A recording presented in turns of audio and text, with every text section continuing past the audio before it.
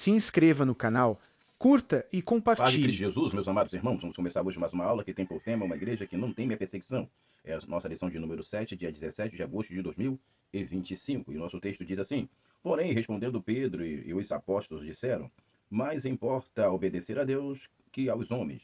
Atos capítulo de número 5, versículo de número 29. Vamos para o nosso conteúdo.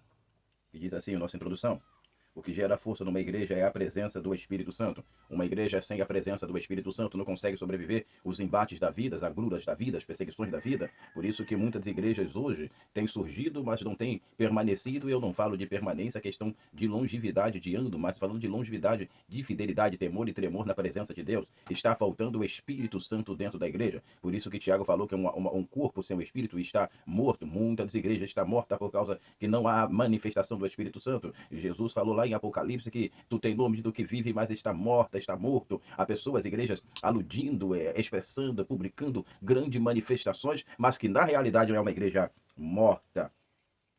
Então é a presença do Espírito Santo que é importante, que vai gerar alguma coisa nessa igreja. Devemos saber qual Espírito recebemos.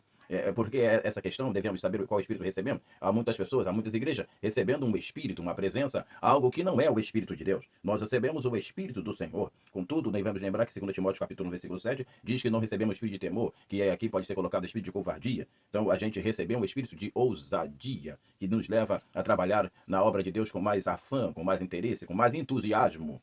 Abre-se aspas, temos o seguinte: temor do Senhor é o princípio da sabedoria, e o conhecimento do santo é entendimento, fecha-se aspas, Provérbio capítulo 9, versículo de número 10, na versão tradicional da Almeida Revista Corrigida, diz o seguinte: o temor do Senhor é o princípio da sabedoria, e a ciência do santo é a prudência. Então, aqui está falando do entendimento, mas na outra versão vai falar a prudência. Nós precisamos ter entendimento. O entendimento é como o temor do Senhor, na realidade, ele vai perfilhar, ele vai arrumar, ele vai ajustar todos os elementos importantes que necessitamos para ter uma vivência melhor diante de Deus.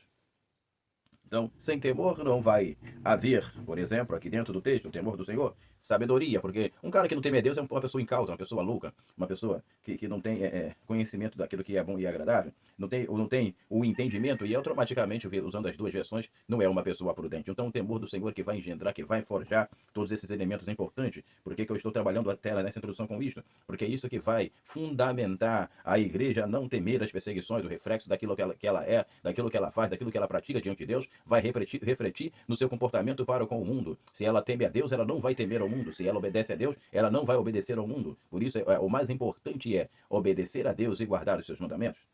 Muito bem.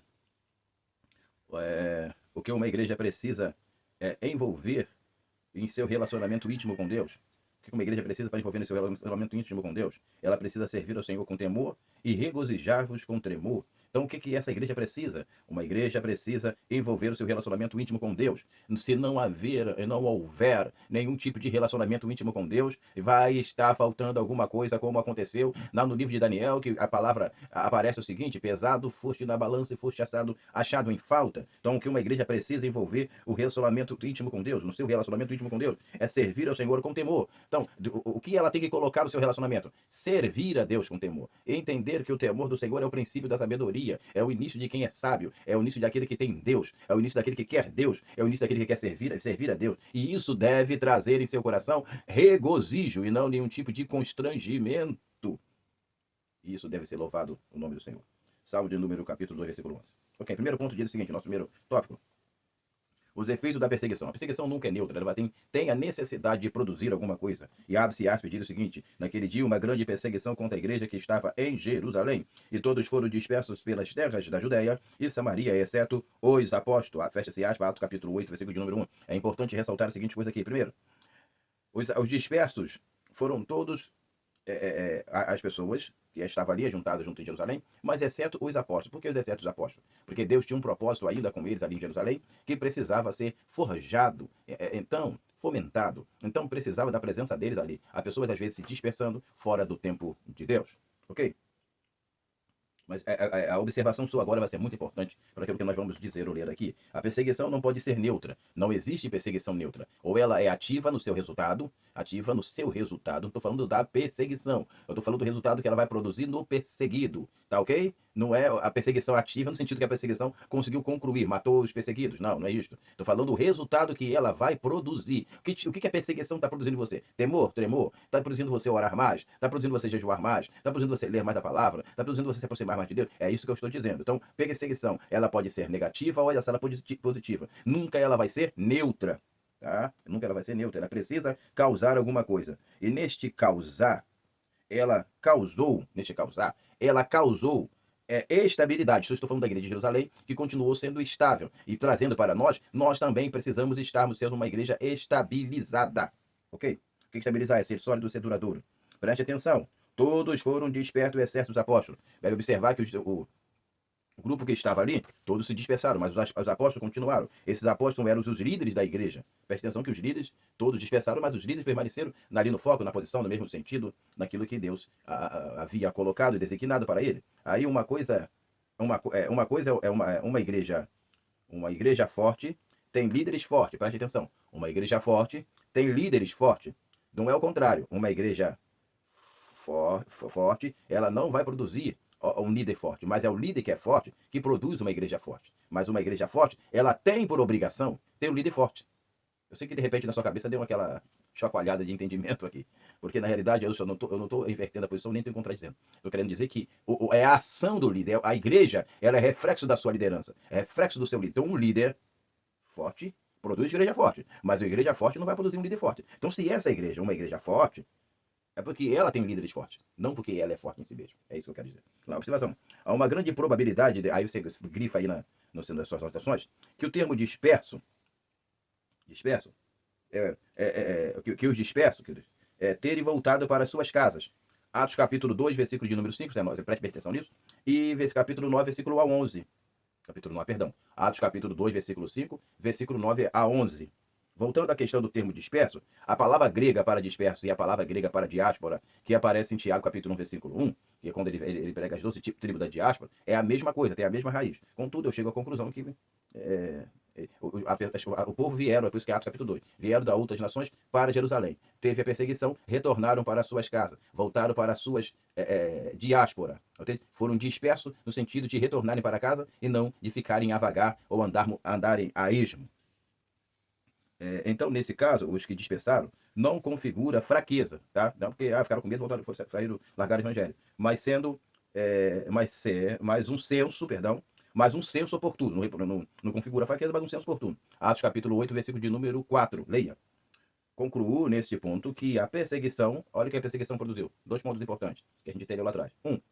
Estabilizou, a perseguição estabilizou. Segundo, descentralizou. Trouxe estabilidade para a igreja, mas descentralizou. Descentralizar aqui não é tirar o poder da mão dos apóstolos, mas tirar a manifestação dos dons espirituais, a manifestação da pregação do evangelho do centro de Jerusalém de uma forma objetiva e levando para outros lugares. Observar que no capítulo 8 já começou a chegar em Samaria e espalhar para outras vizinhanças. É por isso que descentralizou.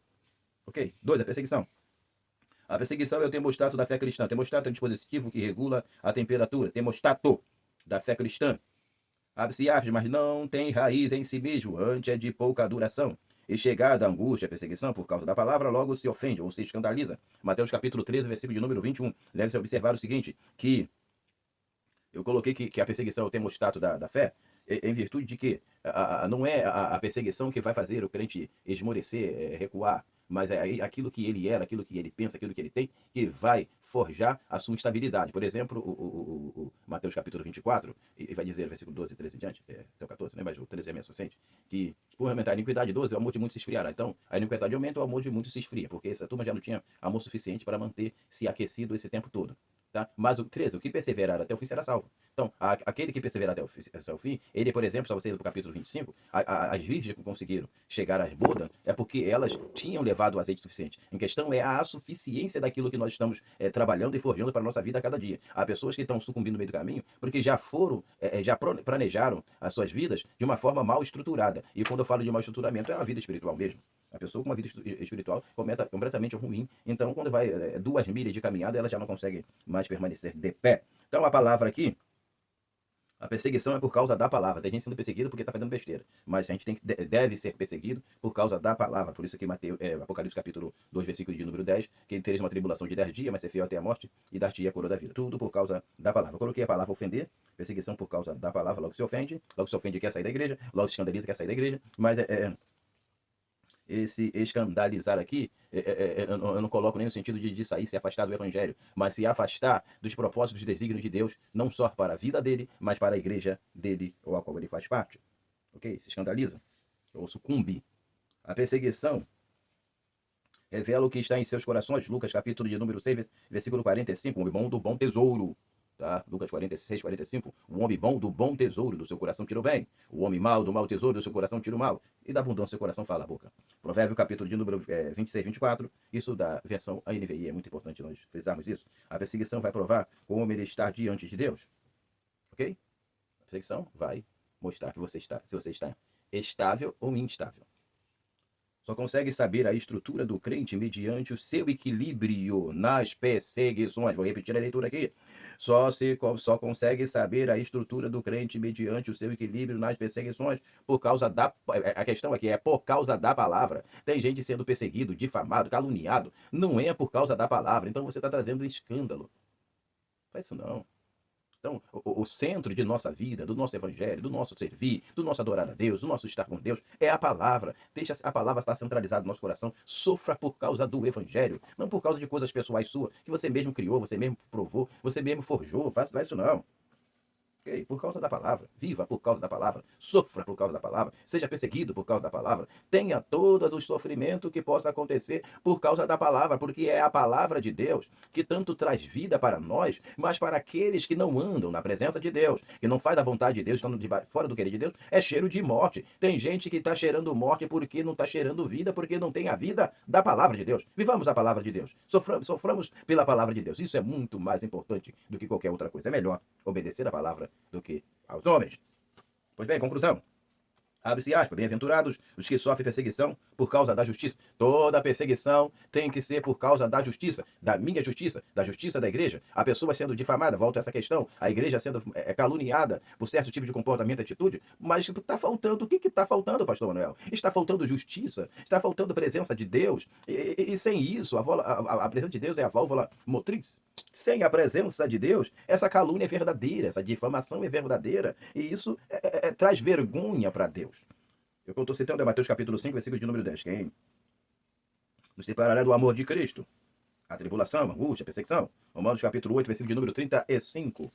Para concluir, abre-se, mas também se padecermos por amor da justiça. Preste atenção, amor da justiça. Deixa eu só voltar aqui ao título da lição, uma igreja que não teme perseguição. Irmão, eu não estou falando aqui que você deva temer, mas estou falando aqui que toda a perseguição, ela não vai ser neutra, vai produzir uma coisa. Se você não está na justiça, a perseguição vai fazer você ser injusto, porque você vai ter comportamento que vai ser fora e contrário à vontade de Deus, porque você não vive um parâmetro, você não tem uma estrutura, você não tem uma lei, você é anônimo, você é anomia, aquele que o ar ali, o prefixo, significa aquele que não tem lei. Por isso que até quando você vai para a 2ª Tessalonicenses, ele fala do o filho da iniquidade, o homem da iniquidade, é o homem sem lei, sem regras. Então as regras de Deus é para nós o quê? Que padecermos por amor à justiça. Se sois, por amor de justiça, sois bem-aventurado. 1 de Pedro, capítulo de número 3, versículo de número 14. Continua se abrindo aspas. E qual é aquele que vos fará mal se for zeloso do bem? O texto aqui não está dizendo que você não vai haver perseguição, mas se você... O que nós precisamos fazer e precisamos ter é sermos zelosos do bem, que o zelo do bem, o zelo pela casa de Deus, como o Salmo de número 69, versículo 9, venha nos consumir e que as perseguições venham vir, que as tribulações venham vir, que as angústias venham vir, que qualquer outra coisa possa vir, mas nada vai nos separar do amor de Deus que está em Cristo Jesus. Tenhamos em mente uma coisa, fidelidade a Deus traz resultado. Isso que é o mais importante. Então, o que eu citei aqui, o último versículo, é 1 de Pedro, capítulo 3, versículo 3. Só inverti a posição dos textos. Então, eu preciso estar apto para passar pela perseguição. Há pessoas sofrendo perseguições, ou calúnias, difamações. Eu não estou dizendo que isso seja certo, tá? Dentro da igreja. Mas em virtude do seu mau comportamento. Mude o seu comportamento. Faça que as perseguições contra a sua vida, contra a sua igreja, contra a sua família, sejam injustas. E não seja injusto o seu comportamento diante de Deus e da sociedade. Que Deus possa nos abençoar, nos concedendo um excelente domingo, uma excelente escola dominical. Em nome de Jesus. Amém e amém.